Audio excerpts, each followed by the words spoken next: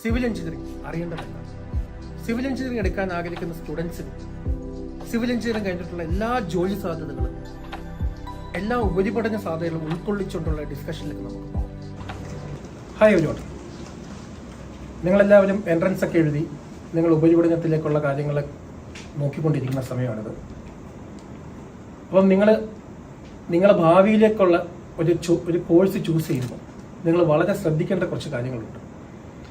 ആ കോഴ്സ് എന്താണ് പഠിപ്പിക്കുന്നത്, ആ കോഴ്സ് പഠിച്ചു കഴിഞ്ഞുള്ള നിങ്ങളുടെ ജോലി സാധ്യതകൾ, അത് കഴിഞ്ഞ് നിങ്ങൾക്ക് ഇപ്പം ഒരുപാട് പേർക്ക് അറിയാം, കേരളത്തിൽ നിന്ന് പുറത്തേക്ക് പോകാൻ ആഗ്രഹിക്കുന്ന ഒരുപാട് പേരുണ്ട്. അതിനുള്ള സാധ്യതയുണ്ടോ ഈ കോഴ്സ് കൊണ്ട്? കേരളത്തിനകത്ത് ജോലി കിട്ടാൻ സാധ്യതയുണ്ടോ? ഇതിൻ്റെ ഹയർ സ്റ്റഡി ഓപ്ഷൻസ് എന്താണ്? ഇതെല്ലാം മനസ്സിലാക്കിയിട്ട് വേണം നമ്മളൊരു കോഴ്സ് ചൂസ് ചെയ്യാൻ. അപ്പം ആ ഒരു പ്രോബ്ലം സോൾവ് ചെയ്യാനായിട്ട് ഞാൻ ബേസിക്കലി സിവിൽ എഞ്ചിനീയറാണ്. ഏകദേശം 15 വർഷത്തോളം ഈ ഫീൽഡിൽ വർക്ക് ചെയ്യുന്ന വ്യക്തിയാണ്. അപ്പോൾ എനിക്ക് സിവിൽ എഞ്ചിനീയറിങ്ങിനെ കുറിച്ചും അതിൻ്റെ ജോലി സാധ്യതകളെക്കുറിച്ചും വിദേശത്തും നമ്മുടെ ഇന്ത്യക്കകത്തും എല്ലാം സാധ്യതകളെക്കുറിച്ചും പറയാൻ കുറച്ച് അറിവുകളുണ്ട്. അത് ഞാൻ പകർന്നു തരാം. അങ്ങനെ നിങ്ങൾക്ക് താല്പര്യമുള്ള ഏത് കോഴ്സാണോ ആ കോഴ്സിന് അനുബന്ധമായിട്ടുള്ള ആ ഫീൽഡിൽ വർക്ക് ചെയ്ത ആൾക്കാരെ മീറ്റ് ചെയ്ത് അവരുമായിട്ടുള്ള അനുഭവങ്ങളും അതിൻ്റെ സാധ്യതകളും പഠിക്കുന്നത് എന്തുകൊണ്ടും നന്നായിരിക്കും. ഞാനിപ്പോൾ സിവിൽ എഞ്ചിനീയറിംഗ് എന്നുള്ള ടോപ്പിക്കിലേക്ക് മാത്രമാണ് ഫോക്കസ് ചെയ്യുന്നത്. അപ്പം എഞ്ചിനീയേഴ്സിനെ കുറിച്ച് ഞാൻ പറയുകയാണെങ്കിൽ, എഞ്ചിനീയേഴ്സ് എന്നും പ്രശ്നങ്ങൾ, പ്രോബ്ലംസ് സോൾവ് ചെയ്യുന്ന ആൾക്കാരാണ്. ഇൻ കേസ് ഒരു പ്രോബ്ലം ഇല്ലെന്നുണ്ടെങ്കിൽ അവർ ആ പ്രോബ്ലം ക്രിയേറ്റ് ചെയ്ത് ആ പ്രോബ്ലത്തിന് സൊല്യൂഷൻ കണ്ടെത്തും. നമുക്കറിയാം, ഇപ്പൊ സിവിൽ എഞ്ചിനീയേഴ്സിന്റെ കേസ് പറയുകയാണെങ്കിൽ പാം ഐലൻഡ്, ആക്ച്വലി പാം ഐലൻഡിൽ, അതായത് ഈ കടലിന് നടുക്കുകൊണ്ട് തന്നെ ഐലൻഡ് ക്രിയേറ്റ് ചെയ്ത് അവിടെ ബിൽഡിംഗ് വെക്കേണ്ട ആവശ്യകത ഇപ്പൊ നമുക്കില്ല. കാര്യം ആവശ്യത്തിന് ലാൻഡ് ഇപ്പോൾ അവൈലബിൾ ആണ്. എന്നിട്ടും നമ്മളൊരു പ്രോബ്ലം അവിടെ കണ്ടെത്തി, അതിന് സൊല്യൂഷൻ കണ്ടെത്തി. അതുപോലെ ഇപ്പൊ ഈ കാണുന്ന ബിൽഡിംഗ്, ഈ ബിൽഡിംഗ് ഈ രണ്ട് മലയുടെ ഇടയ്ക്കുകൊണ്ട്, ഈ രണ്ട് മൗണ്ടന്റെ ഇടയ്ക്കുകൊണ്ട് ചെയ്യേണ്ട ആവശ്യമില്ല. പക്ഷേ അവിടെ ഒരു പ്രോബ്ലം നമ്മൾ ക്രിയേറ്റ് ചെയ്ത് അങ്ങനെ ആ പ്രോബ്ലത്തിന് സൊല്യൂഷൻ കണ്ടെത്തിയതാണ്. പക്ഷെ ഭാവിയിലെ കാര്യങ്ങൾ അങ്ങോട്ട് ഇങ്ങനെയല്ല. കാര്യം നമുക്കറിയാം, ഭൂമി വളരുന്നില്ല, ലാൻഡിന്റെ അവൈലബിലിറ്റി കുറഞ്ഞു വരികയാണ്. അങ്ങനെയുള്ള സിറ്റുവേഷനിൽ നമുക്ക് ഇങ്ങനെയുള്ള സ്ട്രക്ചേഴ്സിലേക്ക് പോകേണ്ടി വരും. ആ സ്ട്രക്ചേഴ്സ് ഒരുപടി മുമ്പേ ചെയ്ത് നമ്മളെ എഞ്ചിനീയറിംഗ് വൈദഗ്ധ്യം കാണിക്കാൻ വേണ്ടിയാണ് പല രാജ്യം ഇത് മുന്നോട്ട് കൊണ്ടുവരുന്നതും ഇങ്ങനെയുള്ള പ്രോബ്ലംസ് ക്രിയേറ്റ് ചെയ്ത് അതിന് സൊല്യൂഷൻ കണ്ടെത്തുക. പക്ഷെ ഈ ഒരു പ്രോബ്ലംസ് നാളെ നെസസിറ്റി ആയിട്ട് മാറും. കാര്യം ലാൻഡ് അവൈലബിലിറ്റി കുറവാണ്. നമുക്കറിയാം, നമ്മളെ വീട് നിൽക്കുന്ന വസ്തു, നമ്മൾ പഠിച്ച സ്കൂള് എല്ലാം ഒരു ലാൻഡിന്റെ ഏറ്റവും സ്യൂട്ടബിൾ ആയിട്ടുള്ള സ്ഥലത്താണ് അത് നിൽക്കുന്നത്. അതിന് ചുറ്റുപാടുള്ള സ്ഥലത്ത് ആ ലാൻഡ് അല്ലെങ്കിൽ ഒരു ബിൽഡിംഗ് വെക്കാൻ യോഗ്യതയില്ലാത്ത ലാൻഡാണ് അവൈലബിൾ ആയിട്ടുള്ളത്. പക്ഷെ ഭാവിയിൽ ഒരു ബിൽഡിംഗ് വരണമെങ്കിൽ അങ്ങനെയുള്ള ലാൻഡിലേക്ക് വരണം. അവിടെ നമ്മൾ ഗ്രൗണ്ട് ഇംപ്രൂവ്മെന്റ് ടെക്നിക്സ് അപ്ലൈ ചെയ്യണം. അവിടെ നമ്മൾ കൂടുതൽ എഞ്ചിനീയറിംഗ് വൈദഗ്ധ്യം ഉപയോഗിക്കണം. അവിടെയാണ് സിവിൽ എഞ്ചിനീയറിംഗിന്റെ ഭാവിയിലേക്കുള്ള ഏറ്റവും വലിയ സാധ്യതകൾ. സിവിൽ എഞ്ചിനീയറിംഗിനെ കുറിച്ച് എല്ലാവരും പറയുന്ന ഒരു വാചകമാണ്, the best creator next God are civil engineers. അതുകൊണ്ട് തന്നെയാണല്ലോ നമുക്കെല്ലാം അറിയാം, 7 വണ്ടേഴ്സ് ഓഫ് ദി വേൾഡ് എല്ലാം സിവിൽ എഞ്ചിനീയറിംഗ് വൈദഗ്ധ്യങ്ങളാണ്. നമ്മൾ കണ്ടുവരുന്ന 7 അത്ഭുതങ്ങൾ, ലോകാത്ഭുതങ്ങൾ. അപ്പം അതൊക്കെ മനസ്സിലാക്കി ഞാൻ വീണ്ടും പറയാണ്, ഞാനൊരു സിവിൽ എഞ്ചിനീയർ ആണ്. ഞാൻ കേപ്പിന്റെ കോളേജിൽ വർക്ക് ചെയ്യാണ്. കോളേജ് ഓഫ് എഞ്ചിനീയറിംഗ് തൃക്കരിപ്പൂരിലാണ് വർക്ക് ചെയ്യുന്നത്. അതുകൊണ്ട് തന്നെ ഞാൻ ഇവിടെ സംസാരിക്കുന്നത് സിവിൽ എഞ്ചിനീയറിംഗ് കുറിച്ച് മാത്രമാണ്. സിവിൽ എഞ്ചിനീയറിംഗ് കോഴ്സ് എടുക്കാൻ താല്പര്യമുള്ള സ്റ്റുഡൻസിനെ, അല്ലെ മക്കളെ സിവിൽ എഞ്ചിനീയറിംഗ് കോഴ്സിന് വിടാൻ ആഗ്രഹിക്കുന്ന മാതാപിതാക്കൾക്ക് ഒരു വഴികാട്ടി എന്നുള്ള രീതിയിൽ ഇവിടെ ഞാൻ ഈ ഒരു ടോപ്പിക്ക് കവർ ചെയ്യാൻ ഉദ്ദേശിക്കുന്നത്, ഫസ്റ്റ് സിവിൽ എഞ്ചിനീയറിംഗ് കഴിഞ്ഞ് എന്തൊക്കെ ജോലി സാധ്യതകൾ ഗവൺമെന്റ് സെക്ടറിലുണ്ട്, അതുപോലെ പബ്ലിക് സെക്ടർ കമ്പനികൾ എന്തൊക്കെ ജോലി സാധ്യതയുണ്ട്, പ്രൈവറ്റ് ലിമിറ്റഡ് കമ്പനികളിൽ സിവിൽ എഞ്ചിനീയേഴ്സിന് ഏതൊക്കെ ജോലി സാധ്യതയുണ്ട്, എന്തൊക്കെ കമ്പനികളാണ് അതിന് നമ്മളെ സപ്പോർട്ട് ചെയ്യുന്നത്. അതുപോലെ ഇപ്പം കേരളത്തിൽ നിന്ന് ഒരുപാട് പേര് പുറത്തേക്ക് പഠിക്കാനും ജോലി ചെയ്യാനും മൈഗ്രേറ്റ് ചെയ്ത് പോകുന്ന ഒരു കാലഘട്ടമാണ്. അപ്പം അവിടെ സിവിൽ എഞ്ചിനീയേഴ്സിന് ജോബ് ഓപ്പർച്യൂണിറ്റീസ് ഉണ്ടെങ്കിൽ എത്രത്തോളം സാലറി കിട്ടും, എന്തൊക്കെ ജോബാണ് അവിടെ നിങ്ങളെ കാത്തിരിക്കുന്നത്. അതുപോലെ പല സ്റ്റുഡൻസിനും ഇപ്പം മറ്റൊരാളെ കീഴിൽ പോയി ഒരു വർക്കറായിട്ട് വർക്ക് ചെയ്യാൻ താല്പര്യം ഉണ്ടാവണമെന്നില്ല. അവർക്കൊരു ഓണ്ടർപ്രണർ ആവാൻ, സ്വന്തമായിട്ടൊരു സ്ഥാപനം തുടങ്ങാൻ, സ്റ്റാർട്ടപ്പ് തുടങ്ങാൻ സിവിൽ എഞ്ചിനീയറിംഗ് പഠിച്ചുകൊണ്ട് എന്തെങ്കിലും ബെനിഫിറ്റ് ഉണ്ടോ, അതിനെക്കുറിച്ച് നമ്മളിവിടെ ചർച്ച ചെയ്യുന്നുണ്ട്. Of course higher study option, BTech കൊണ്ടോ ഡിഗ്രി എടുത്തുകൊണ്ടോ മാത്രം നമ്മളെ പഠനം അവസാനിപ്പിക്കാൻ താല്പര്യമില്ലാത്ത, കൂടുതൽ മേഖലയിലോട്ട് പഠിച്ച് ഉന്നത പൊസിഷനിൽ എത്താൻ താല്പര്യമുള്ളവർക്ക് എന്തൊക്കെ ഹയർ സ്റ്റഡി ഓപ്ഷൻസ് ഉണ്ട് ആഫ്റ്റർ സിവിൽ എഞ്ചിനീയറിംഗ്. ഇത്രയും കാര്യങ്ങളാണ് ഞാൻ ഇവിടെ നിന്ന് ചർച്ച ചെയ്യാൻ ഉദ്ദേശിക്കുന്നത്. ഫസ്റ്റ് നമുക്ക് ഗവൺമെന്റ് ജോബിലോട്ട് തന്നെ പോവാം. ഗവൺമെന്റ് ജോബിലോട്ട് പോകുമ്പോൾ ഞാൻ സിവിൽ എഞ്ചിനീയറിംഗിനെ കുറിച്ച് പറയുമ്പോൾ ഗവൺമെന്റ് ജോബ് കൂടുതൽ ദീർഘമായിട്ട് പറയേണ്ട ആവശ്യമില്ല. കാര്യം സിവിൽ എഞ്ചിനീയറിംഗ് എടുക്കുന്ന ഒരു 90% ആൾക്കാരും താല്പര്യപ്പെടുന്ന ഗവൺമെന്റ് ജോബാണ് എയിം ചെയ്യുന്നത്. ആ ഗവൺമെന്റ് ജോബിനെ നമുക്ക് സപ്പോർട്ട് ചെയ്യുന്നത് സെൻട്രൽ ഗവൺമെന്റിന്റെ ജോബ് ഓപ്പർച്യൂണിറ്റീസ് ഉണ്ട്, അതുപോലെ സ്റ്റേറ്റ് ഗവൺമെന്റിന്റെ ഓപ്പർച്യൂണിറ്റീസ് ഉണ്ട്, ലോക്കൽ സെൽഫ് ഗവൺമെന്റ്, അങ്ങനെ 3 ലെവലിലും നമുക്ക് സിവിൽ എഞ്ചിനീയേഴ്സിന് വാസ്റ്റ് ഓപ്പർച്യൂണിറ്റീസ് ആണ് ഉള്ളത്. സെൻട്രൽ ഗവൺമെന്റിന് പറയുമ്പോൾ Indian railway, central PWD, central water commission, MES military engineering services, defence, survey of India, അങ്ങനെ ഒരുപാട് ഗവൺമെന്റ് ഡിപ്പാർട്ട്മെന്റിൽ സിവിൽ എഞ്ചിനീയേഴ്സിന് ഓപ്പർച്യൂണിറ്റീസ് ഉണ്ട്. അതുകൂടാതെ തന്നെ ജനറൽ IAS, IFS, IPS ഒക്കെ പോലെ തന്നെ നമ്മൾ സിവിൽ എഞ്ചിനീയറിംഗ് ഒരു 4 ഇയർ ഡിഗ്രി ആണല്ലോ. ഇപ്പൊ ഗവൺമെന്റിന്റെ പോളിസി വന്നുകൊണ്ടിരിക്കുകയാണ്, 4 വർഷം കൊണ്ട് പഠിക്കുന്ന കോഴ്സുകൾ മാത്രമേ ഒരു ഡിഗ്രി കോഴ്സായിട്ട് കൺസിഡർ ചെയ്യത്തുള്ളൂ എന്നുള്ള രീതിയിൽ. അപ്പൊ അവിടെയൊക്കെ ആണെങ്കിൽ നമുക്ക് IAS-ഉം IFS-ഉം IPS-നും ഒക്കെ അപ്ലൈ ചെയ്യാനും അതുവഴി ജോലി നേടാനും ഹയർ പോസ്റ്റിലേക്ക് നമുക്ക് എത്തിപ്പെടാനുള്ള സാധ്യതയുണ്ട്. ദെൻ സ്റ്റേറ്റ് ഗവൺമെന്റ് ഓപ്പർച്യൂണിറ്റിനെ കുറിച്ച് പറയുകയാണെങ്കിൽ PWD എല്ലാവർക്കും അറിയാം. PWD, irrigation, water authority, government engineering colleges സാധ്യതയുണ്ട്, ഗവൺമെന്റ് പോളിടെക്നിക് ഉണ്ട്, ഗവൺമെന്റ് IT, അങ്ങനെ വളരെ വാസ്റ്റ് ഓപ്പർച്യൂണിറ്റീസ് ആണ് സ്റ്റേറ്റ് ഗവൺമെന്റ് നിങ്ങളെ കാത്തിരിക്കുന്നത്. പിന്നെ ലോക്കൽ സെൽഫ് ഗവൺമെന്റിൽ ജൂനിയർ എഞ്ചിനീയറിംഗ്, ടെക്നിക്കൽ അസിസ്റ്റന്റായിട്ടൊക്കെ ജോലി സാധ്യതയുണ്ട്. ഇതിനെക്കുറിച്ച് ഞാൻ അധികം ഡീറ്റെയിൽ ആയിട്ട് പോകാത്ത കാര്യം എന്താണെന്ന് വെച്ചാൽ സിവിൽ എഞ്ചിനീയറിംഗിനെ കുറിച്ച് ഒരുവിധം ജോലി സാധ്യത അറിയാവുന്നവരെല്ലാവരും കാണിക്കുന്നത് ഗവൺമെന്റ് ജോബുകളാണ്. നമ്മൾ എന്നും കാണുന്നതാണ് PWD എഞ്ചിനീയേഴ്സിനെയും ഒക്കെ. അപ്പം ഇന്ത്യൻ റെയിൽവേയിൽ വാസ്റ്റ് ഓപ്പർച്യൂണിറ്റി ഉണ്ട്, ഇന്ത്യൻ ആർമഡ് ഫോഴ്സിൽ DRDO, public works department, government housing schemes, airport, national highway authority, water boards, അവിടെയെല്ലാം നിങ്ങളെ ഒരുപാട് ജോലി കാത്തിരിപ്പുണ്ട്. പക്ഷെ ഞാൻ ഇവിടെ കൂടുതൽ ഫോക്കസ് ചെയ്യുന്നത് പബ്ലിക് സെക്ടർ കമ്പനികളുടെ ജോലി സാധ്യതയെ കുറിച്ച്. കാര്യം പലർക്കും അറിയാത്തൊരു കാര്യമാണ് പബ്ലിക് സെക്ടർ കമ്പനികൾ എന്താണ്, അവിടെ എത്രത്തോളം സാധ്യതകൾ ഉണ്ടോ എന്നുള്ള കേസ്. ഇപ്പൊ നിങ്ങൾ ഈ PPT കാണുന്ന പോലെ ഏകദേശം ഒരു 40ഓളം പബ്ലിക് സെക്ടർ കമ്പനികളുടെ പേര് ഞാൻ ഇവിടെ ലിസ്റ്റ് ചെയ്തിട്ടുണ്ട്. അതുപോലെ വരും PPT-കളിൽ ഞാൻ അതിന്റെ വിത്ത് പിക്ചർ പബ്ലിക് സെക്ടർ കമ്പനിയെ പരിചയപ്പെടുത്തുന്നുണ്ട്. ഇവിടെ എല്ലാം സിവിൽ എഞ്ചിനീയേഴ്സിന് ഓപ്പർച്യൂണിറ്റീസ് ഉണ്ട്. നിങ്ങൾക്കറിയാം ഒരു കമ്പനി ആകുമ്പം അവിടെ ബിൽഡിംഗ് ഉണ്ടാവും, അതിന്റെ മെയിൻ്റെനൻസ് ഉണ്ടാവും. അപ്പം അതിന്റെ ഭാവി എക്സ്പാൻഷന് വേണ്ടി ഒരുപാട് സിവിൽ എഞ്ചിനീയേഴ്സിന് അവിടെ ആവശ്യമുണ്ട്. അപ്പം നിങ്ങൾക്ക് അറിയാവുന്ന കുറച്ച് കമ്പനികൾ നമുക്ക് തുടങ്ങാം.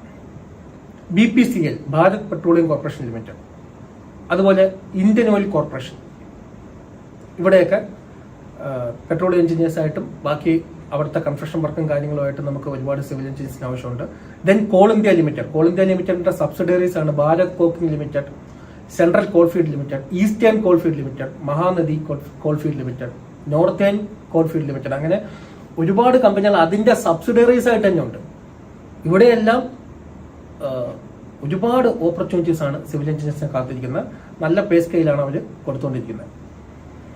അതുപോലെ Delhi development authority, steel authority of India, Delhi metro rail corporation.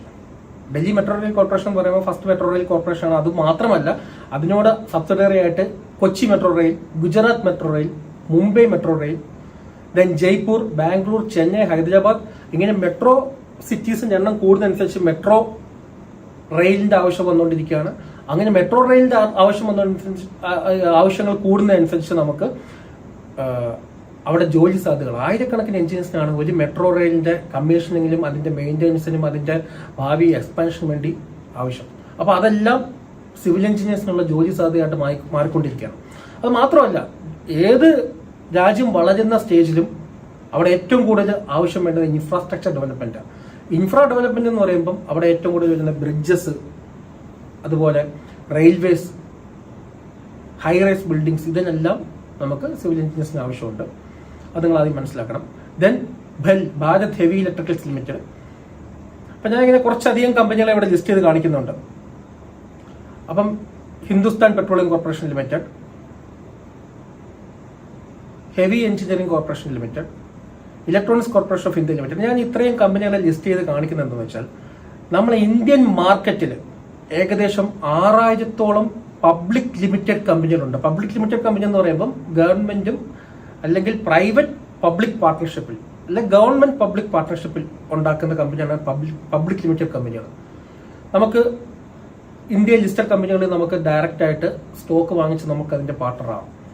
അങ്ങനെയുള്ള കമ്പനികൾ 6,000 നമ്പേഴ്സ് അതിലും എബോവ് കമ്പനികളാണ് ഇന്ത്യൻ മാർക്കറ്റിൽ ലിസ്റ്റ് ചെയ്തേക്കുന്നത്, ഇനിയും ലിസ്റ്റ് ചെയ്തുകൊണ്ടിരിക്കുകയാണ്.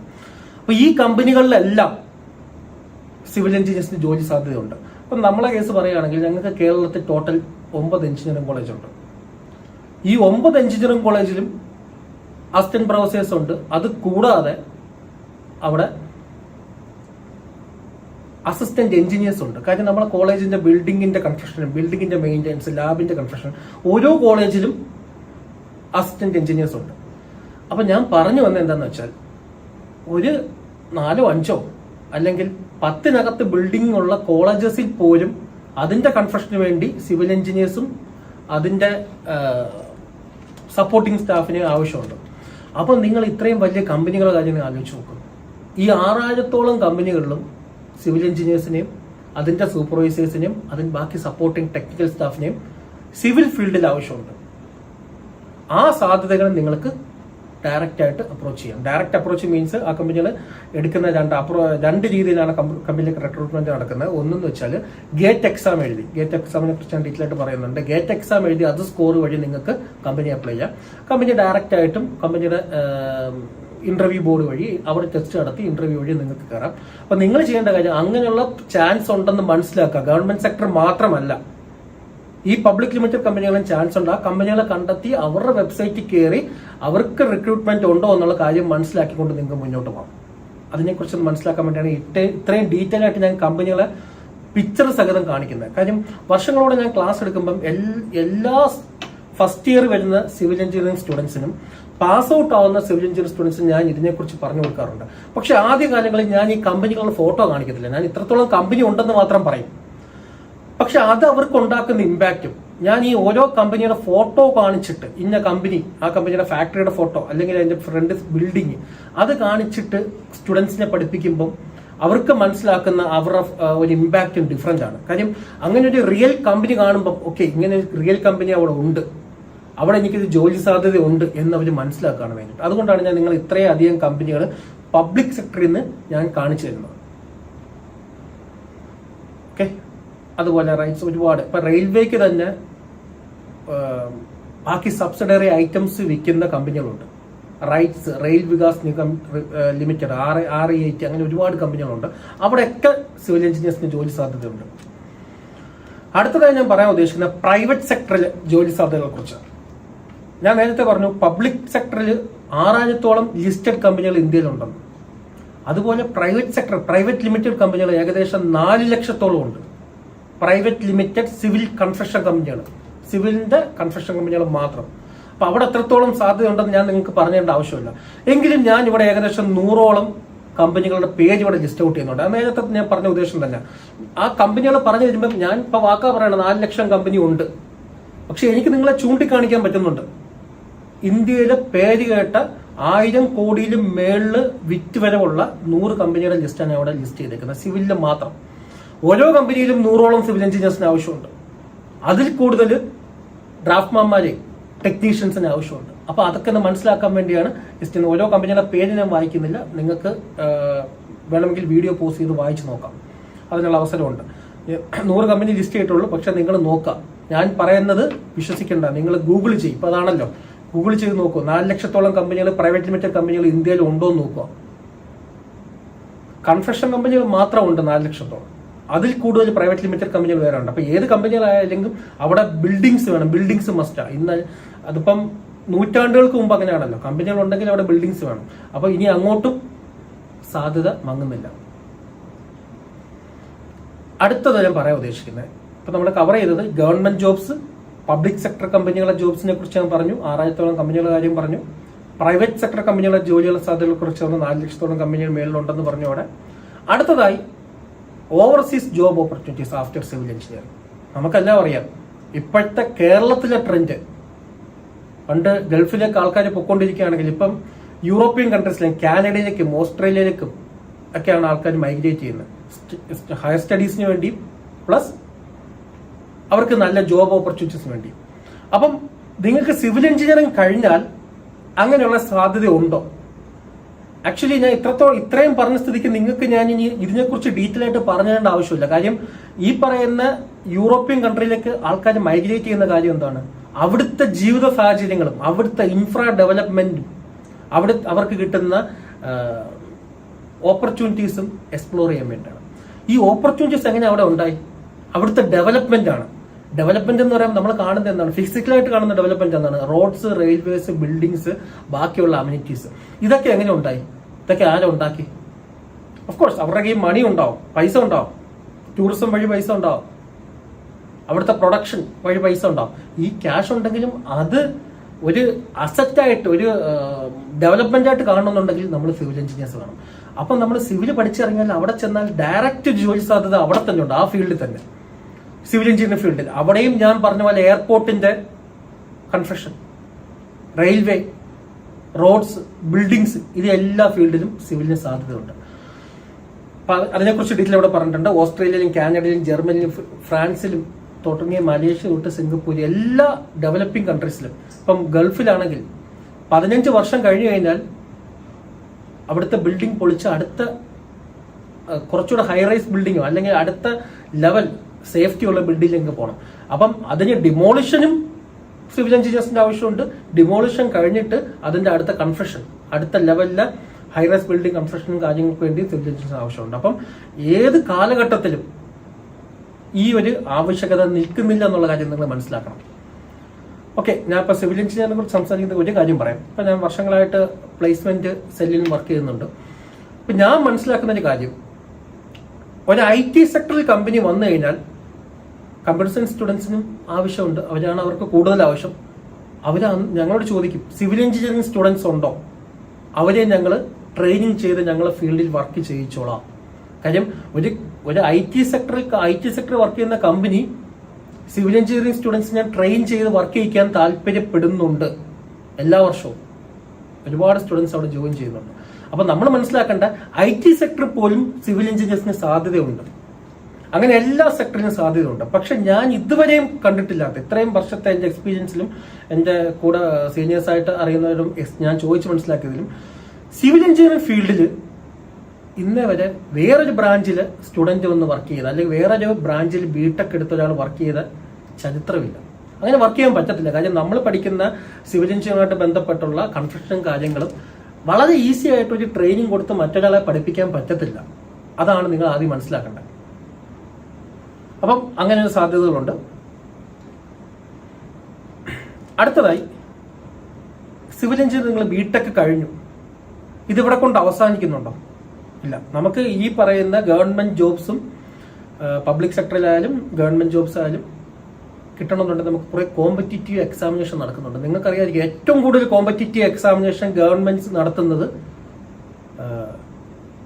എഞ്ചിനീയറിംഗ് ഫീൽഡിൽ എക്സാം നടത്തുന്നത് സിവിൽ എഞ്ചിനീയറിംഗ് ഫീൽഡിലാണ്. അതിലേറ്റവും നമുക്ക് ഡയറക്റ്റായിട്ട് അറ്റൻഡ് ചെയ്യാൻ പറ്റുന്ന exam Indian engineering service, IES exam. അത് മിക്ക എഞ്ചിനീയേഴ്സിന്റെ സ്വപ്നമാണ്. ഈ IES എക്സാമിന്റെ ടോപ്പേഴ്സ് എത്തുന്ന ആൾക്കാരാണ് ഗവൺമെന്റ് ഡിപ്പാർട്ട്മെന്റിലെ റെയിൽവേയിലും സെൻട്രൽ PWDയിലും മെട്രോസിലും ഡിഫൻസിലും എല്ലാം ടോപ്പ് ലെവൽ, എഞ്ചിനീയറിംഗിന്റെ ടോപ്പ് ലെവലിൽ ഇരിക്കുന്നത്.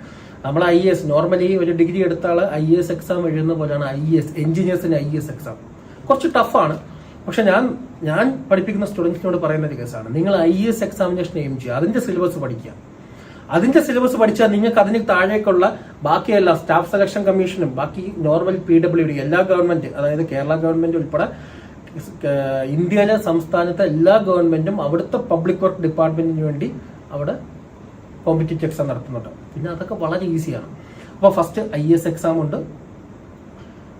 Then SSC junior engineer civil electrical എല്ലാം വിളിക്കും. പക്ഷെ എല്ലാ വർഷവും വിളിക്കുന്ന ജൂനിയർ എഞ്ചിനീയർ സിവിലാണ്. കാര്യം CPWDയിലും സെൻട്രൽ വാട്ടർ അതോറിറ്റിയിലും MESലും സെൻട്രൽ വാട്ടർ കമ്മീഷനിലും എല്ലാം എഞ്ചിനീയേഴ്സിന് ആവശ്യമുണ്ട്. എല്ലാ വർഷവും ജനുവരി ഫെബ്രുവരി മന്തിലാണ് ഇതിന്റെ പ്രിലിംസ് നടക്കുന്നത്. മെയിൻസ് ജൂലൈ ആഗസ്റ്റ്, 2 മന്തിലായിട്ടാണ് എക്സാം, 2 സെക്ഷനായിട്ടാണ് എക്സാം നടത്തുന്നത്.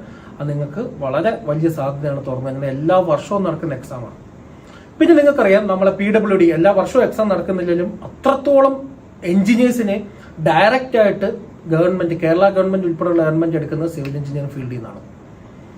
PWD, irrigation department, water authority, LSTD എല്ലാം ഈ PWD ലിസ്റ്റിൽ നിന്നാണ് എഞ്ചിനീയേഴ്സിനെ എടുക്കുന്നത്. അതുപോലെ എയർപോർട്ട് അതോറിറ്റി ഓഫ് ഇന്ത്യ എടുക്കുന്നുണ്ട്. അതുപോലെ അസിസ്റ്റന്റ് പ്രൊഫസേഴ്സ്, നമ്മളെ കോളേജസിൽ, ഗവൺമെന്റ് കോളേജസ് ഉൾപ്പെടെയുള്ള കോളേജസിലെ അസിസ്റ്റന്റ് പ്രൊഫസേഴ്സിന്റെ എക്സാം എല്ലാം PSC എക്സാം വഴിയാണ് എടുക്കുന്നത്. അത്രയും സാധ്യത ആ ഫീൽഡിൽ തന്നെ ഉണ്ട്.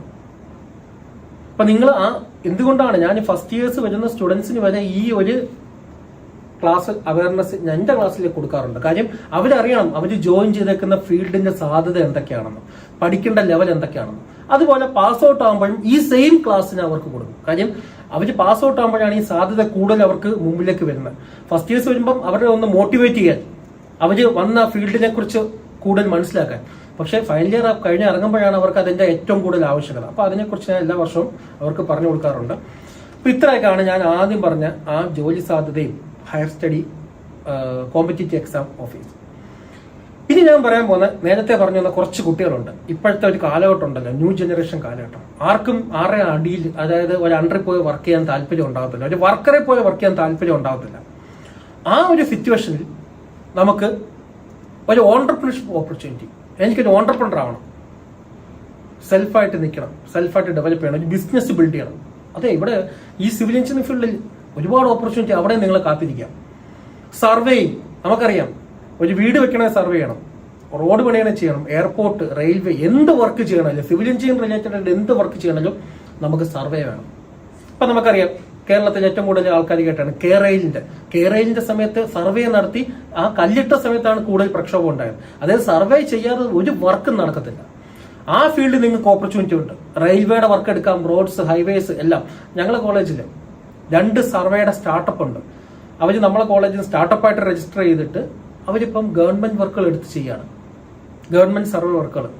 അപ്പൊ അതിനുള്ള സാധ്യതയുണ്ട്. ബ്രിഡ്ജസിന്റെ, ഡാംസിന്റെ ഒക്കെ സർവേ, അല്ലെങ്കിൽ നമ്മളെ ടവർ വരുന്നു, ഇപ്പൊ 5G വന്നു, 5G ഒക്കെ വരുമ്പം ഏറ്റവും കൂടുതൽ ടവറിന്റെ ആവശ്യകത വരുന്ന സമയമാണ്. അപ്പൊ ആ ടവർ വരുന്ന സിറ്റുവേഷനിൽ നമുക്ക് അവിടെ സർവേയർ ആവശ്യമുണ്ട്. ദെൻ മെറ്റീരിയൽസ് മാനുഫാക്ചറിങ്, അറിയാം, നമുക്ക് കാണുന്നുണ്ട് ബ്രിക്സ്, ടൈൽസ്, കാര്യങ്ങളൊക്കെ. പക്ഷെ അതൊന്നും pucca civil engineering field, civil engineering ചെയ്യേണ്ട മാനുഫാക്ചറിംഗ് ആണെന്ന് ഞാൻ പറയത്തില്ല. പക്ഷെ നിങ്ങൾ കാണണം, ഒരു റെയിൽവേയുടെ സ്ലീപ്പർ, അല്ലെങ്കിൽ precast drainage system, precast septic tank, precast bridges, ഇങ്ങനെയൊക്കെ വരുമ്പോൾ അവിടെ എഞ്ചിനീയറിംഗ് ഫീൽഡിൽ ഏറ്റവും ടോപ്പ് ലെവലിൽ നിൽക്കുന്ന ആൾക്കാർ ചേർന്നുണ്ടാക്കിയ കമ്പനികൾക്കാണ് ഗവൺമെന്റ് ഏറ്റവും കൂടുതൽ ഓർഡർ കൊടുക്കുന്നത്. അതായത് സിവിൽ എഞ്ചിനീയർ ഇല്ലാതെ ആ കമ്പനികളെ റൺ ചെയ്യാൻ പറ്റത്തില്ല. ആ സാധ്യത നിങ്ങൾക്ക് യൂട്ടിലൈസ് ചെയ്യാം as an entrepreneur. Structure analysis and design വളരെ ശക്തമായിട്ട് മുന്നോട്ട് കയറി വന്നുകൊണ്ടിരിക്കുന്ന ഒരു ഫീൽഡാണ് സ്ട്രക്ചറൽ അനാലിസിസ്. പണ്ടൊക്കെ എന്ന് വെച്ചാൽ ഒരു വീട് പണിയണമെന്നുണ്ടെങ്കിൽ നമ്മളൊരു മേശിനെ കണ്ടിട്ട്, അല്ലെങ്കിൽ ലോക്കൽ അറിയാവുന്ന ഒരു എഞ്ചിനീയറെ കണ്ടിട്ട് അങ്ങ് മുന്നോട്ട് പോവുകയാണ്.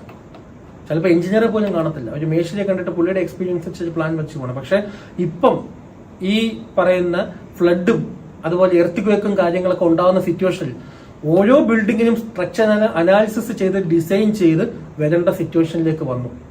അത് മാത്രമല്ല, നമ്മളിനി അങ്ങോട്ട് പോകുന്നത് ബ്രിഡ്ജസിലേക്കും ഫ്ലൈ ഓവറും ഹൈ റൈസ് ബിൽഡിങ്ങിലൊക്കെ വരുമ്പം ഈ ഒരു സാധ്യത വളരെ കൂടിക്കൊണ്ടിരിക്കുകയാണ്. അപ്പം ഈ ഫീൽഡിൽ പഠിച്ച, അതായത് നമ്മൾ ബിടെക് കഴിഞ്ഞ് കഴിവതും MTech കൂടെ ഉണ്ടെങ്കിൽ, സ്ട്രക്ചറൽ ഡിസൈനിൽ അല്ലെങ്കിൽ സ്ട്രക്ചറൽ MTechോ ജിയോ ടെക്നിക്കൽ MTechോ ഉള്ളവർക്ക് അതത് ഫീൽഡിൽ ഡിസൈനും അനാലിസിസും കാര്യങ്ങളുമായിട്ട് വളരെ നല്ലൊരു ഫേമായിട്ട്, വളരെ നല്ലൊരു ഓൺടർപ്രണറായിട്ട് മുന്നോട്ട് പോകാം.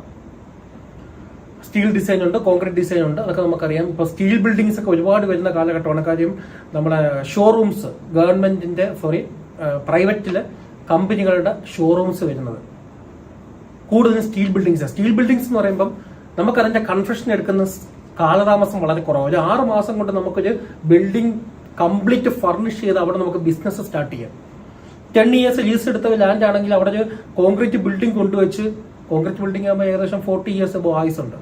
നമുക്ക് 10 ഇയേഴ്സിൽ ലീസ് എടുത്ത് ഒരു ബിസിനസ് നടത്തണമെന്നുണ്ടെങ്കിൽ ഏറ്റവും നല്ലത് 6 മാസം കൊണ്ട് ബിസിനസ് സ്റ്റാർട്ട് ചെയ്ത് 10 വർഷം കഴിയുമ്പോൾ നമുക്ക് ആ ബിസിനസ് വൈൻഡപ്പ് ചെയ്യണമെന്നുണ്ടെങ്കിൽ, അല്ലെങ്കിൽ ആ ഒരു ഷോറൂം നമുക്ക് അടുത്തടുത്തോട്ട് മാറ്റണമെന്നുണ്ടെങ്കിൽ സ്റ്റീൽ ബിൽഡിങ്സ് ഏറ്റവും ബെറ്റർ. അപ്പം അവിടെ ആ സ്റ്റീൽ ബിൽഡിംഗ് ഡിസൈൻ ചെയ്യാനും ഇറക്ട് ചെയ്യാനും അതിന്റെ ഫൗണ്ടേഷനും അതിന്റെ സൈറ്റ് ഇൻസ്പെക്ഷനും ഒക്കെ വളരെയധികം സിവിൽ എഞ്ചിനീയേഴ്സിന് ജോലി സാധ്യതയുള്ള ഒരു ഫീൽഡാണ്. അടുത്ത എൻവയോൺമെന്റ് എഞ്ചിനീയറിംഗ് ഫീൽഡിൽ നമുക്ക് പൈപ്പ് ഡിസൈനും അതുപോലെ വാട്ടർ എയർ ക്വാളിറ്റി. ഇപ്പൊ നമുക്കറിയാം വാട്ടറിന്റെ ക്വാളിറ്റി ടെസ്റ്റ് ഒക്കെ വളരെ മസ്റ്റാണ്. ഈ പറയുന്ന ഹോട്ടൽസിനായാലും ഗവൺമെന്റ് ബിൽഡിംഗ്സ് ആയാലും ഫ്ലാറ്റ് ആയാലും ഒരു കൊമേഴ്ഷ്യൽ ബിൽഡിംഗ് ആയാലും അവിടെ നമ്മൾ സപ്ലൈ ചെയ്യുന്ന വാട്ടർ ക്വാളിറ്റി അത് ടെസ്റ്റ് ചെയ്യണം. അത് ടെസ്റ്റ് ചെയ്യണമെങ്കിൽ അതിനുള്ള ലാബ് ഫെസിലിറ്റി ഇവിടെ വളരെ കുറവാണ്. അപ്പൊ നമുക്ക് അങ്ങനെ ഒരു ഫീൽഡിൽ ഓപ്പർച്യൂണിറ്റി ഉണ്ട് സിവിൽ എഞ്ചിനീയേഴ്സിന്. അതുപോലെ എൻവയോൺമെന്റ് ഫ്രണ്ട്ലി ആയിട്ടുള്ള എനർജി എഫിഷ്യന്റ് ആയിട്ടുള്ള ബിൽഡിംഗ് ഡിസൈൻ ചെയ്യാനും അത് മെയിൻറ്റെയിൻ ചെയ്യാനുള്ള ഇത്. ദെൻ കൺസ്ട്രക്ഷൻ മാനേജ്മെന്റ് ഫീൽഡിൽ മീൻസ് ഈ ഹൈറൈസ് ബിൽഡിങ്ങും big construction project infra project ഒക്കെ വരുമ്പം അതിന്റെ മാനേജ്മെന്റ്, അതായത് ഇതിന്റെ അകത്തുള്ള മെറ്റീരിയൽ മാനേജ്മെന്റ്, മണി മാനേജ്മെന്റ്, ഇതിന്റെ ഫിനാൻസ് മാനേജ് ചെയ്യാനും വർക്കർ മാനേജ്മെന്റ്, മെഷീൻസ് മാനേജ്മെന്റ്, ഇതൊക്കെ ഇമ്പോർട്ടന്റ് ആണ്. അതുപോലെ അവിടെ വരുന്ന ഇൻവെന്ററി കറക്റ്റ് ആയിട്ട് മെയിൻറ്റെയിൻ ചെയ്ത് കൊണ്ടുവയ്ക്കുക. അപ്പോൾ ആ മാനേജ്മെന്റ് ഫീൽഡിൽ പ്രൊജക്ട് മാനേജേഴ്സിന്റെ ആവശ്യമുണ്ട്. അതിനുള്ള സപ്പോർട്ടിംഗ് സോഫ്റ്റ്വെയർസ് ഉണ്ട്. അത് പഠിക്കുന്നവർക്കും സേഫ്റ്റി എഞ്ചിനീയറിംഗ് പഠിച്ചവർക്കൊക്കെ മുൻഗണനയുണ്ട്. പക്ഷെ അവർ ഏത് കമ്പനി ആയാലും ഒരു സിവിൽ എഞ്ചിനീയർ വന്നാൽ അവർക്കാണ് കൂടുതൽ പ്രിഫറൻസ് കൊടുക്കുന്നത്. കാര്യം അവർക്കപ്പം വളരെ കംഫർട്ടബിൾ ആയിട്ട് പ്രോജക്റ്റ് മാനേജ് ചെയ്ത് പോകും. നമുക്കറിയാം ഇപ്പോൾ ഒരു ലുലു മാള് കൺസ്ട്രക്ഷൻ ഏകദേശം 1000 കോടി അടുപ്പിച്ച് വരും. ഈ 1000 കോടിയുടെ കൺസ്ട്രക്ഷൻ, 1000 കോടി മുതൽ മുടക്കി കൺസ്ട്രക്ട് ചെയ്യുന്ന ഒരു ബിൽഡിംഗ് അവർക്ക് ഒരു മാസം മുമ്പ് കമ്മീഷൻ ചെയ്യാൻ പറ്റിയാൽ, കറക്റ്റായിട്ട് മാനേജ് ചെയ്ത് കമ്മീഷൻ ചെയ്യാൻ പറ്റിയാൽ, ഒരു മാസത്തുള്ള റെന്റ്, ഇത്രയും ഇൻവെസ്റ്റ് ചെയ്തേക്കുന്ന എമൗണ്ടിന്റെ ഇൻട്രസ്റ്റ്, ഇതൊക്കെ അവർക്ക് ലാഭിക്കാം. അവിടെയാണ് കൺസ്ട്രക്ഷൻ മാനേജ്മെന്റ് ഇമ്പോർട്ടന്റ്. നമുക്കറിയാം ഗവൺമെന്റിന്റെ പല പ്രോജക്റ്റുകളും 1, 2, 10 വർഷം വൈകി തീർക്കുന്ന പ്രോജക്റ്റുകൾ. ആ വൈകുന്നതുകൊണ്ട് ഉണ്ടാകുന്ന നഷ്ടം, ഇൻവെസ്റ്റ് ചെയ്തേക്കുന്ന പൈസയും ആ വൈകുന്നതുകൊണ്ട് ഉണ്ടാക്കുന്ന ലേബർ കോസ്റ്റിന്റെ എക്സ്ട്രാ കോസ്റ്റ്, മെറ്റീരിയൽ കോസ്റ്റിന്റെ എക്സ്ട്രാ ഒക്കെ നമുക്ക് ഈ മാനേജ്മെന്റ് വഴി കുറയ്ക്കാം. ആ ഒരു ഫീൽഡ് യൂറോപ്യൻ കൺട്രീസിലും അതുപോലെ ഗൾഫ് കൺട്രീസിലും വളരെ ഫ്ലറിഷ്ഡ് ആയ ഒരു ഫീൽഡാണ്. പക്ഷെ നമ്മൾ ഇന്ത്യയിൽ ഫ്ലറിഷ് ആയിക്കൊണ്ടിരിക്കുന്നേ ഉള്ളൂ. കാര്യം ടൈം ഈസ് മണി എന്നാണല്ലോ പറയുന്നത്. ആ ഒരു സിറ്റുവേഷനിലേക്ക് നമ്മൾ എത്തിക്കൊണ്ടിരിക്കുക. കാര്യം നമ്മളൊരു ഡെവലപ്പിംഗ് കൺട്രിയാണ്. ആ ഒരു സിറ്റുവേഷനിലേക്ക് എത്തുന്ന പാതയിൽ ഒരുപാട് ഓപ്പർച്യൂണിറ്റി നമുക്ക് സിവിൽ എഞ്ചിനീയേഴ്സിന് അവിടെ കിട്ടും. അടുത്ത് പറയുകയാണെങ്കിൽ പ്രൊഫഷണൽ പ്രാക്ടീസ് ആൻഡ് വാല്യുവേഷൻ. നമുക്ക് പ്രൊഫഷണലായിട്ട് പ്ലാൻ വരയ്ക്കാനും ദെൻ ബിൽഡിംഗ് എഞ്ചിനീയർ ആയിട്ട് വർക്ക് ചെയ്യാം, ലേബർ കോൺട്രാക്ടർ ആയിട്ട്, മെറ്റീരിയൽ സപ്ലയർ ആയിട്ട് വർക്ക് ചെയ്യാം, വാല്യുവേറ്റർ ആയിട്ട് വർക്ക് ചെയ്യാം. നമ്മളൊരു ഇപ്പം മിക്കവാറും അറിയാം, ഒട്ടുമിക്ക ആൾക്കാരും ഒരു ഹൗസ് വീട് കൺസ്ട്രക്ട് ചെയ്യുന്നത് ലോൺ എടുത്തിട്ടാണ്. ലോൺ എടുത്തിട്ട് നമ്മൾ കൺസ്ട്രക്ട് ചെയ്യുമ്പം ആ ഹൗസ് കൺസ്ട്രക്ട് ചെയ്യാൻ കൊടുക്കുന്ന ലോണിന് കറസ്പോണ്ടിങ് ആയിട്ടുള്ള വാല്യൂ ആണോ ഇവർ ഈട് വെക്കുന്നതെന്ന് അറിയാൻ ഒരു വാല്യുവേറ്റർ വേണം. ആ ബിൽഡിങ്ങും ലാൻഡും പോയി വാല്യൂ ചെയ്യാനായിട്ട്. ആ വാല്യുവേറ്ററിന്റെ ജോബിലേക്ക് സിവിൽ എഞ്ചിനീയേഴ്സിന് ആവശ്യമുണ്ട്. എല്ലാ ബാങ്കിലും വാല്യുവേറ്റേഴ്സ് ഉണ്ട്. അപ്പൊ നിങ്ങൾ ആലോചിക്കുക, ഒരു മാസം എത്രത്തോളം ലോൺ ഡിസ്പോസ് ചെയ്യുന്നു അത്രത്തോളം സിവിൽ എഞ്ചിനീയേഴ്സിന് ആവശ്യം അവിടെയും വരുന്നുണ്ട്. അതിപ്പം ഹൗസ് ആയിക്കോട്ടെ, കൺസ്ട്രക്ഷൻ ഏത് ആയിക്കോട്ടെ, കൊമേഴ്ഷ്യൽ ബിൽഡിംഗ് ആയിക്കോട്ടെ, റെസിഡൻഷ്യൽ ബിൽഡിംഗ് ആയിക്കോട്ടെ, ഫാക്ടറി, ഇൻഡസ്ട്രി ബിൽഡിംഗ് എന്തും ആയിക്കോട്ടെ, അവിടെ വരുന്ന വാല്യുവേഷൻ വളരെ important. Then water resource and irrigation. ആ ഫീൽഡിൽ, വാട്ടർ റിസോഴ്സിന്റെ ഫീൽഡിൽ ഒരുപാട് സാധ്യതയുണ്ട്. അതിന്റെ സർവേയിങ്ങും GIS സർവേയും ഹൈഡ്രോ ഇലക്ട്രിക് പ്രോജക്റ്റും അതുപോലെ സെൻട്രൽ വെയർ ഹൗസിംഗ് കോർപ്പറേഷൻ ഇവിടെയൊക്കെ സാധ്യതയുണ്ട്. വാട്ടർ റിസോഴ്സ് ആൻഡ് ഇറിഗേഷൻ, അതുപോലെ ഇറിഗേഷൻ കനാല്, ഇറിഗേഷൻ ഡാം ഉണ്ടാക്കുക, അതിന്റെ സീവേജ് ട്രീറ്റ്മെന്റ് പ്ലാന്റ്, ഇതൊക്കെ വളരെ ജോലി സാധ്യതയുള്ള ഫീൽഡാണ്. ജോലി സാധ്യത മീൻസ് അവിടെയൊക്കെ ഓൺട്രപ്രണർഷിപ്പ് സാധ്യതയുള്ള ഫീൽഡാണ്. Then highway and traffic engineering. നമുക്കറിയാം നമ്മളെ റോഡൊക്കെ വികസിച്ചുകൊണ്ടിരിക്കുകയാണ്. റോഡിന്റെ നെറ്റ്വർക്കും കാര്യങ്ങളെല്ലാം ഇന്ത്യ മൊത്തവും. അപ്പൊ അതിനനുസരിച്ചുള്ള ബ്രിഡ്ജസും ഫ്ലൈ ഓവേഴ്സും കാര്യങ്ങളൊക്കെ വേണം. അവിടെയൊക്കെ സിവിൽ എഞ്ചിനീയേഴ്സിന്റെ ആവശ്യമുണ്ട്. ഞാനിത് പ്രത്യേകം ഇനി എടുത്തു പറയേണ്ട ആവശ്യമില്ല. Then advanced construction technology. നമുക്കറിയാം ഗൾഫിലും അതുപോലെ യൂറോപ്യൻ കൺട്രീസിലൊക്കെ ഏറ്റവും കൂടുതൽ ക്യാഷ് ജനറേറ്റ് ചെയ്യുന്ന ഒരു ഫീൽഡാണ് എക്യുപ്മെന്റ് റെന്റിങ്, ലേബർ കോൺട്രാക്ടിങ്, അതുപോലെ ലേബേഴ്സിനെ സപ്ലൈ ചെയ്യുന്ന. ഇതൊന്നും ആക്ച്വലി കേരളത്തിലേക്ക് ചെറിയ തോതിൽ ഓർഗനൈസ്ഡ് ആയിട്ട് തുടങ്ങിയിട്ടില്ല. പക്ഷെ ഓർഗനൈസ്ഡ് ആയിട്ട് ഈ എക്യുപ്മെന്റ് റെന്റിങ് കാര്യങ്ങളൊക്കെ തുടങ്ങുമ്പോൾ അത് വളരെ വാസ്റ്റ് ഓൺട്രപ്രണർഷിപ്പ് ഓപ്പർച്യൂണിറ്റീസ് തരുന്ന ഒരു ഫീൽഡാണ്. അത് ഓർത്തിരിക്കാം. Then demolition, construction safety, demolition. നമുക്ക് ഡിമോളിഷനെ കുറിച്ച് അധികം ആൾക്കാർക്ക് അറിയത്തില്ലായിരുന്നു ഇത്രയും നാൾ. പക്ഷെ നമ്മളെ എറണാകുളത്ത് നമുക്കറിയാം പരിസ്ഥിതി പ്രശ്നമായിട്ട് ബന്ധപ്പെട്ട് 4 ഫ്ലാറ്റ് പൊളിക്കുകയുണ്ടായി. ആ സമയത്ത് ഡിമോളിഷൻ ഒരു ഫ്ലാറ്റ് ഡിമോളിഷ് ചെയ്യുമ്പം എടുക്കേണ്ട സേഫ്റ്റി സെക്യൂരിറ്റി, അതിനകത്ത് എക്സ്പ്ലോസീവ് സെറ്റ് ചെയ്യേണ്ടത്, അതൊക്കെ ഒരു എഞ്ചിനീയേഴ്സിനെ കൊണ്ട് മാത്രമേ സാധിക്കത്തുള്ളൂ. അതിൽ വർക്ക് ചെയ്യാൻ സിവിൽ എഞ്ചിനീയേഴ്സ് മസ്റ്റ് ആയിട്ട് വേണം. ഓക്കെ, അതർ ഫീൽഡുകളിലെ എഞ്ചിനീയേഴ്സും ഉണ്ട്, അവിടെ സിവിൽ എഞ്ചിനീയേഴ്സ് ആവശ്യമുണ്ട്. ഡിമോളിഷൻ ഈ ഗൾഫിലൊക്കെ ഞാൻ നേരത്തെ പറഞ്ഞിട്ടുണ്ടായിരുന്നു, 15 വർഷം കഴിഞ്ഞ ബിൽഡിങ് പൊളിച്ചിട്ട് പുതിയ കൺസ്ട്രക്ട് ചെയ്യുന്ന ഒരു രീതി ഉണ്ടെന്ന്. അവിടെയൊക്കെ ഡിമോളിഷൻ വളരെ വളരെ ഇമ്പോർട്ടൻ്റ് ആയിട്ടുള്ള ഫീൽഡ്. കാര്യം തൊട്ടടുത്തടുത്താണ് ബിൽഡിംഗ്. അപ്പം ഒരു ബിൽഡിംഗ് ഡിമോളിഷ് ചെയ്യുന്ന സമയത്ത് തൊട്ടടുത്തൊരു ബിൽഡിങ്ങിനെ എഫക്ട് ചെയ്യാൻ പാടില്ല. ആ സാധ്യതയൊക്കെ നമുക്ക് ഇനി അങ്ങോട്ട് ഇന്ത്യയിലും പുറത്ത് ആൾറെഡി ഉണ്ട്, അവിടെയൊക്കെ സിവിൽ എഞ്ചിനീയർ സാധ്യത ഉണ്ട്.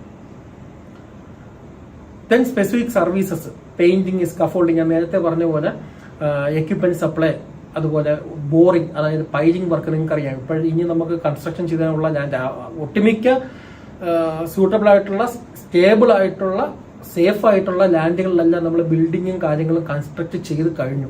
ഇനി നമുക്ക് ഒരു ബിൽഡിംഗ് വരണമെന്നുണ്ടെങ്കിൽ അതിന് അത്രത്തോളം സ്യൂട്ടബിൾ അല്ലാത്ത ലാൻഡിലേക്ക് പോകേണ്ട സിറ്റുവേഷനിലേക്ക് വന്നു. നമുക്കെന്നെ അറിയാം, നമ്മളെ വീട് നിൽക്കുന്ന സ്ഥലം ആ ലാൻഡിന്റെ ഏറ്റവും പ്രൈം പ്രോപ്പർട്ടി, പ്രൈം ആയിട്ടുള്ള സെന്ററിലേക്ക് നമ്മളെ വീട് നമ്മൾ കൺസ്ട്രക്ട് ചെയ്യുന്നത്, നമ്മളെ കോളേജ് വെക്കുന്നത്.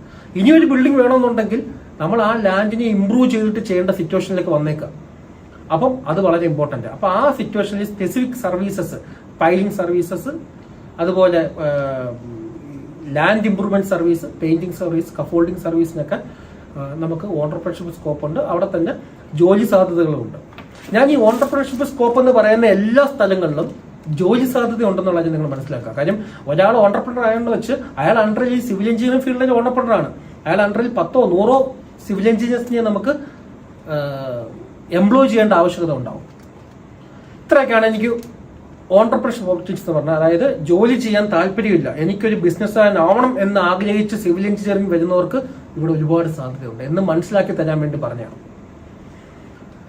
അടുത്തതായി ലാസ്റ്റ് ഒരു ടോപ്പിക് കൂടെ പറഞ്ഞുകൊണ്ട് ഞാൻ ഈ സിവിൽ എഞ്ചിനീയറിംഗിന്റെ മഹത്വത്തെക്കുറിച്ച് പറച്ചിൽ ഒന്ന് അവസാനിപ്പിക്കാം. ഒന്ന്, ഹയർ സ്റ്റഡി ഓപ്ഷൻസ്. അതായത് ബിടെക്, ഒരു ഡിഗ്രി എടുത്തു കഴിഞ്ഞിട്ട് സിവിൽ എഞ്ചിനീയറിംഗ് കഴിഞ്ഞാൽ നിങ്ങൾക്ക് എന്ത് സാധ്യതയുണ്ട്? നിങ്ങൾക്ക് masters in technology, MTech in civil engineering ചെയ്യാം. അത് തന്നെ വാസ്റ്റ് ആയിട്ടുള്ള ഓപ്പർച്യൂണിറ്റി. സ്ട്രക്ചറൽ എഞ്ചിനീയറിംഗ് ചെയ്യാം, ട്രാൻസ്പോർട്ടേഷൻ ചെയ്യാം, ഹൈഡ്രോളിക്സ്, എൻവയോൺമെന്റ്, ജിയോ ടെക്നോളജി, മണ്ണിനെ കുറിച്ച് പഠിക്കാം. കാര്യം ഇനി അങ്ങോട്ടുള്ള പഠനങ്ങൾ മൊത്തം അവിടെ വേണ്ടി വരുന്നത്. കാര്യം ഒട്ടുമിക്ക സ്ട്രോങ് ആയിട്ടുള്ള ലാൻഡിൽ നമ്മൾ കൺസ്ട്രക്ഷൻ കഴിഞ്ഞു. ഇനി നമുക്ക് വേണ്ടുന്ന ലാൻഡ് റെയിൻഫോഴ്സ് ചെയ്ത്, അതായത് ലാൻഡ് ഡെവലപ്പ് ചെയ്തു കൺസ്ട്രക്ട് ചെയ്യേണ്ട സിറ്റുവേഷനിലേക്ക് എത്തി. അവിടെയാണ് ജിയോ ടെക്നിക്കൽ എഞ്ചിനീയറിംഗിന്റെ ആവശ്യകത. പിന്നെ construction management, transportation, water resource. ഇതിനെക്കുറിച്ചൊന്നും ഞാൻ ഡീറ്റെയിൽ ആയിട്ട് പോകുന്നില്ല. ഇത് ഞാൻ ഡീറ്റെയിൽ ആയിട്ട് സംസാരിക്കാറുണ്ട്. കാര്യം നമ്മളെ ബിടെക് കഴിഞ്ഞ സ്റ്റുഡൻസ്, ബിടെക് സിവിൽ എഞ്ചിനീയറിംഗ് കഴിഞ്ഞ സ്റ്റുഡൻസിനോട് സംസാരിക്കുമ്പം ഏറ്റവും കൂടുതൽ ടൈം ഞാൻ സ്പെൻഡ് ചെയ്യുന്ന ഒരു ടോപ്പിക്കാണ് ഈ ഒരു എംടെക് ഇൻ സിവിൽ എഞ്ചിനീയറിംഗിന്റെ ഓരോന്നിനെ കുറിച്ചും അവിടെ എന്താണ് പഠിക്കുന്നതിനെ കുറിച്ച്. പക്ഷെ ഇപ്പം ഞാൻ ഇത് എയിം ചെയ്യുന്നത്, നിങ്ങൾ കീം എഴുതി ബിടെക് എടുക്കാൻ താല്പര്യപ്പെടുന്നത്, സിവിൽ എഞ്ചിനീയറിംഗ് എടുക്കാൻ താല്പര്യപ്പെടുന്ന സ്റ്റുഡൻസിന് എയിം ചെയ്യുന്നതായതുകൊണ്ട് ഞാൻ അത്ര ഡീറ്റെയിൽ ആയിട്ട് ഹയർ സ്റ്റഡി ഓപ്ഷനിലേക്ക് പോകുന്നില്ല. കാര്യം അത് കംപ്ലീറ്റ് ചെയ്യണമെങ്കിൽ ഏകദേശം എക്സ്ട്രാ ഒരു 1 മണിക്കൂർ കൂടെ അവിടെ തന്നെ എടുക്കേണ്ടി വരും. ദെൻ MS, അതായത് ഇന്ത്യക്ക് പുറത്തു പോയി, ഇപ്പൊ അതാണല്ലോ ട്രെൻഡ്. ഇപ്പൊ കാനഡയിലോ ഓസ്ട്രേലിയയിലോ UK പോയി പഠിക്കണം, ഹയർ സ്റ്റഡി, അവിടെ ഒരു നല്ല ലൈഫ് എൻജോയ് ചെയ്യണമെന്ന് ആഗ്രഹമുള്ളവർക്ക് MS ഇൻ സിവിൽ എഞ്ചിനീയറിംഗ് എടുക്കാനുള്ള ഓപ്പർച്യൂണിറ്റി ഉണ്ട്. Then MBA, of course business.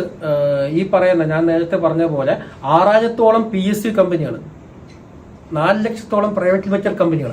ഇതിന്റെ ടോപ്പ് ലെവൽ മാനേജ്മെന്റിൽ, കാര്യം കൺസ്ട്രക്ഷൻ കമ്പനിയാണല്ലോ, ടോപ്പ് ലെവൽ മാനേജ്മെന്റിൽ ഇരിക്കുന്ന ആൾക്കാർ എഞ്ചിനീയേഴ്സ് ആണെങ്കിൽ ബെറ്റർ. സിവിൽ എഞ്ചിനീയേഴ്സ് ആണെങ്കിൽ അവർക്ക് കുറച്ചുകൂടെ കാര്യം മനസ്സിലാക്കാൻ, കാര്യങ്ങൾ മുന്നോട്ട് കൊണ്ടുപോകാൻ വളരെ ഈസിയാണ്.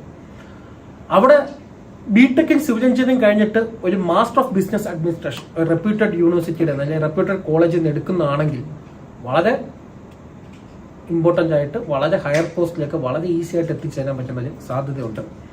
ദെൻ ഓഫ് കോഴ്സ് നിങ്ങൾക്ക് PGയോ MPhilോ PhD പോസ്റ്റ് ഡോക്ടറേറ്റ് ഒക്കെ ചെയ്യാം നമ്മൾ സിവിൽ എഞ്ചിനീയറിംഗ് ഫീൽഡിൽ. അപ്പൊ പറഞ്ഞു വന്ന് സ്കൈ ഇസ് ദി ലിമിറ്റ്. എല്ലാവരും പറയും ആകാശമാണ് ലിമിറ്റ്. പക്ഷെ നിങ്ങൾ ഈ പിക്ചർ കാണുമ്പോൾ അറിയാം, നമ്മൾ അതിന് മുകളിൽ എത്തിക്കഴിഞ്ഞു. നമ്മൾ ആകാശത്തിന് മുകളിൽ, സ്കൈക്ക് മുകളിൽ നമ്മൾ ബിൽഡിംഗ് കെട്ടി. നമുക്ക് സ്കൈക്ക് മുകളിൽ വർഷങ്ങൾക്ക് മുമ്പേ നമ്മൾ പറന്ന് കിടക്കുന്നുണ്ട് ഫ്ലൈറ്റിലൊക്കെ. അപ്പൊ അതിന് മുകളിൽ ബിൽഡിംഗ് കെട്ടി അതിന് മുകളിലെത്തി. അപ്പൊ അതൊന്നും അല്ല ലിമിറ്റ്. നിങ്ങൾ ചെയ്യേണ്ട എത്ര ഉള്ളൂ, നിങ്ങൾക്ക് ഒരു ലക്ഷ്യം വേണം, ഒരു ഗോൾ വേണം. നിങ്ങളൊരു ഏത് കോഴ്സ്, ഞാൻ ഇപ്പൊ എത്ര നേരം നമ്മളെ സിവിൽ എഞ്ചിനീയറിംഗിന്റെ മഹത്വത്തെ കുറിച്ച് പറഞ്ഞെങ്കിലും ഇനി ഞാൻ പറയാൻ പോകുന്നത്, നിങ്ങൾ എന്തെടുത്താലും ഏത് സബ്ജക്ട് എടുത്താലും അതിനെക്കുറിച്ച് ഞാൻ ഈ പറഞ്ഞ പോലെ 1-2 വീഡിയോ കാണാം. അതുമായിട്ട് ബന്ധപ്പെട്ട് നിൽക്കുന്ന എക്സ്പീരിയൻസ് ഉള്ള ആൾക്കാരോട്ട് സംസാരിക്കുക. കാര്യം ജീവിതത്തിൽ ഏറ്റവും വലിയൊരു ടേണിംഗ് പോയിന്റ് അത് നിങ്ങൾ എടുക്കുന്നത്. 4 വർഷം പോയി പഠിക്കുക എന്നുള്ളതല്ല, ആ പഠിച്ചത് കൊണ്ട് ജോലി നേടണമെങ്കിൽ ഇവിടെ നിങ്ങളെ ലക്ഷ്യം സെറ്റ് ചെയ്യണം. എന്താണ് നിങ്ങളുടെ ലക്ഷ്യം? ഒഫ്കോഴ്സ് കോളേജിൽ ചെല്ലുമ്പോൾ കുറെ തമാശകളും കാര്യങ്ങളും ക്യാമ്പസ് ലൈഫ് എല്ലാം ഉണ്ടാവും. അതിനോടൊപ്പം ലക്ഷ്യം വേണം. ആ ലക്ഷ്യത്തിലേക്ക് നമ്മൾ നടന്നെടുക്കണം.